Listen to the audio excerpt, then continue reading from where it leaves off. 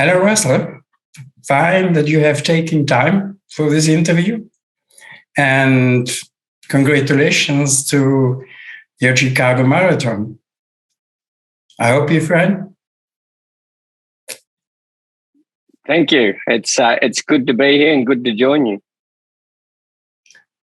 And I must say thank you to the internet that I found you years ago. And it was really, for me, a significant thing because I saw what you were doing.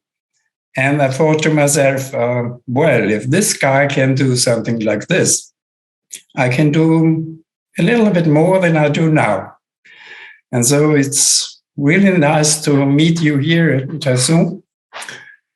And what I will talk with you is about a few topics.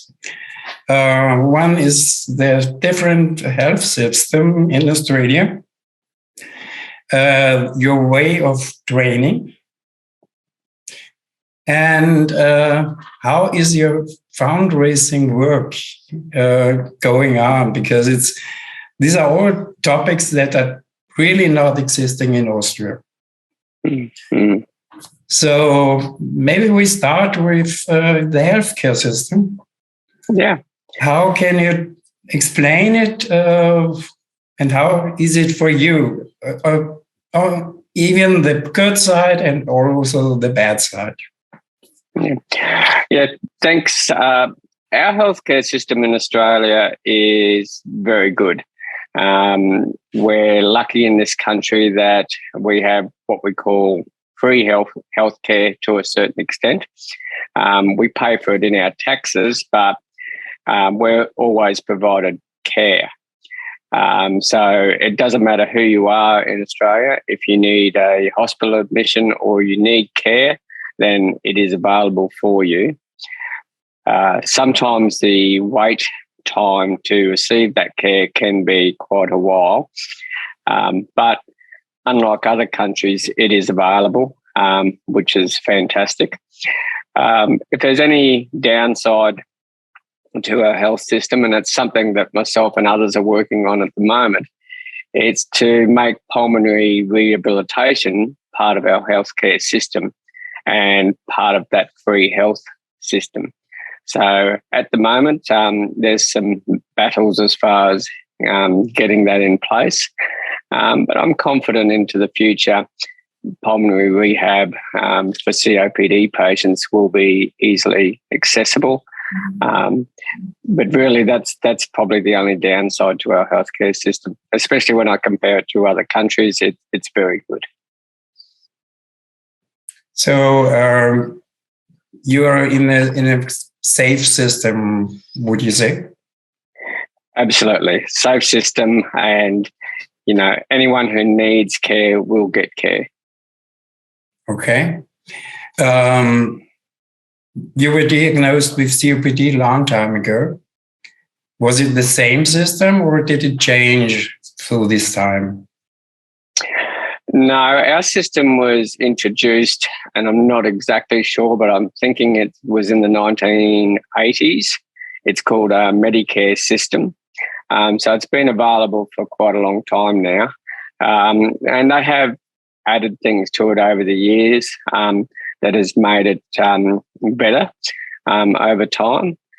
So when I was diagnosed with COPD, that system was already in place. When I heard about you and saw that you were making triathlon, marathon, and there was a thing because I even can't run after a bus. So I have to walk after a bus and I have to leave him. And I was wondering about one thing, really, because for me, it's strange. You have to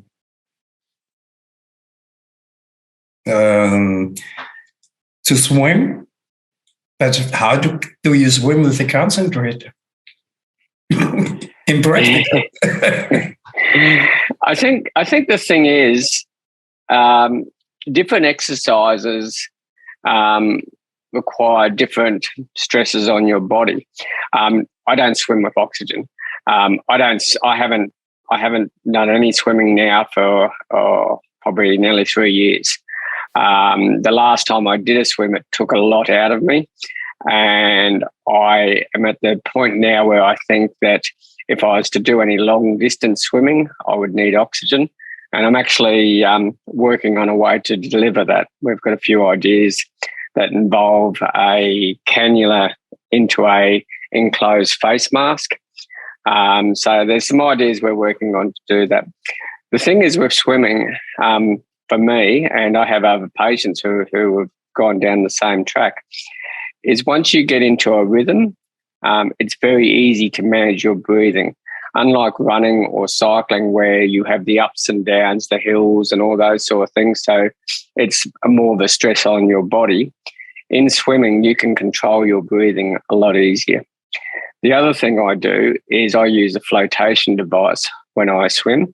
So it's a device that you put between your legs, and it basically keeps the bottom half of your body afloat.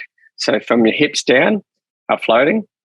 So all you have to do is concentrate on your swimming stroke, which makes swimming a lot easier. So when I first started swimming, when I had COPD, I couldn't swim at all. I was getting too breathless and it just couldn't be done. So once I started using this flotation device, I still got very breathless, but I was able to swim. And like any form of exercise, it's all about consistency and doing it regularly. And over time, by doing that, I was able to swim greater distances. So when we do like our triathlons, the triathlons we do in a wetsuit, and the wetsuit gives us flotation. So that flotation makes it easier for us to swim and you become less breathless. So that's pretty much how I've swum in the past with COPD. As I say, how I swim into the future, I'm still working on that one. Okay, that sounds a little bit strange. There's actually I have a video that shows me swimming with the flotation device, because people often ask, I don't understand the flotation, but it's a very simple thing. It's a little buoy about that big. You just place between your legs and away you go. It's very handy. Okay. You do a lot of training, not only for swimming. And I really have the impression that you are supported not only by your family, but for experts and coaches, doctors. You changed your nutrition. Can you tell me about what is going on there? Yeah, I actually don't have any professional people as far as coaching or anything like that. My respiratory doctor has always been very supportive with my exercising and has given me guidelines on how to train as far as my heart rate and things like that. I have a good friend of mine who we used to go to school together. He helped me in the early days as far as coaching and getting me into the right training regime that's going to suit me. As far as the nutrition side of things go, that's something that I learned on my own, just doing some research about what sort of nutrition is best for people with respiratory disease. So I worked with myself and my respiratory doctor. He put me on a path to a certain diet. I then got involved with some researchers here in the United States and in England, where we collected data using this particular nutritional strategy, and we released a case study about this last year. So it is a diet that definitely makes you breathe easier, and the diet makes you have less inflammation in your body. So, it's all about, for me, it's all about connecting different things to make your life easier. So when we exercise, it does us good, as you well know. And the same as if we use the right nutrition, it helps us as well. So combining those two things are very beneficial. When I look at the videos you do, I think you're a kind of brand ambassador for Philips, for example, or other companies, and you can generate funds for the Lung Foundation. How does this work? Yeah, it started off probably about 6 years ago. And I might just say with my training also, my family are very supportive of this, especially my wife, who has done a number of events with me. So it's always good to have your family on your side helping you out. With the fundraising, Philips, I'm their brand ambassador, and they help me as far as I do work for them, and they help me get around to create awareness for COPD. So when I run a marathon in a certain country, I'll raise funds for their specific lung organisation. So back in 2015, when I did the New York Marathon, I raised money for the American Lung Association. And then this year for the Chicago Marathon, I've raised money for the COPD Foundation. So to be able to create that awareness and for people to see what, as patients, we can actually do, and, you know, like yourself, what you've been able to achieve, it does motivate people to donate and give to these charities, which helps us, all of us, in the long run. You also give lectures about COPD, and what kind of people are coming there? And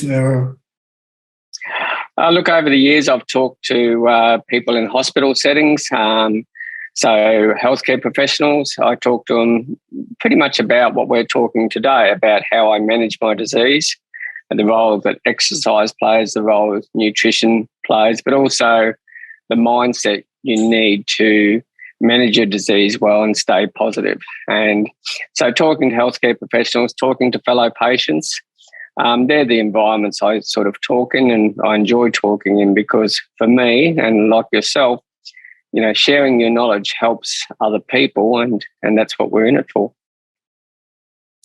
What are your plans for the future? Plans for the future. Stay healthy is number one plan. I'll do more marathons. I set a goal of doing the 6 marathon majors around the world. Okay. Chicago was number 4, so I've still got 2 to go. Tokyo Marathon I'm doing in March next year, and then the last one will be the Berlin Marathon, but that could be a couple of years away. We'll just see what happens. What's about the Vienna Marathon?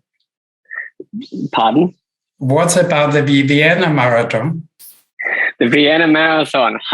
I'm happy to run a marathon anywhere in the world, but like anything, it costs money, and that's part of the battle of getting to these places. Is coming from Australia, it's a long way to travel, and I have been invited to do other marathons, and I'm more than happy to look at them, but as I say, it always comes down to money, I guess, and how we can best make a marathon work. Okay, so thank you for the exciting interview, and maybe we can move something together. Would be very nice. Look, thanks for the opportunity, and I really appreciate what you're doing over on the other side of the world there. I think more people like you are needed in our communities to raise awareness and just to show people what's possible. You know, you don't have to be running marathons or climbing up buildings. It's all about just being active and doing the best you can. And you're a great example of that. Thank you. Have a good time in Miami.